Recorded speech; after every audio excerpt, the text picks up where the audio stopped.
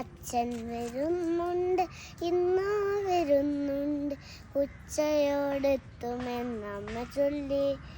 എപ്പോഴും ഏറെ ചിരിച്ചമ്മ ചൊല്ലുന്ന കാര്യമിന്നെന്തേ കരഞ്ഞു ചൊല്ലി. വീട്ടുപറമ്പിലെ മാവിൻ്റെ കൊമ്പുകൾ വെട്ടി മുറിക്കുന്നതെന്തിനമ്മേ? വേനലവധിക്ക് അച്ഛൻ വരും നേരം മറവിടൂനാലു കെട്ടിയാടും. അച്ഛൻ്റെ ചിത്രം പത്രത്തിലെന്തിന് അച്ഛനടിച്ചെങ്ങനെ വന്നതമ്മേ? കണ്ടിരുന്നു അമ്മ തൊട്ടു മുകളിലെ വണ്ടികൾ പൊട്ടിപ്പൊളിഞ്ഞ ചിത്രം. കാശ്മീരിനെ പറ്റി അച്ഛൻ പറഞ്ഞു, കൗതുകം കൊണ്ടു നാം വാ പൊളിച്ചു.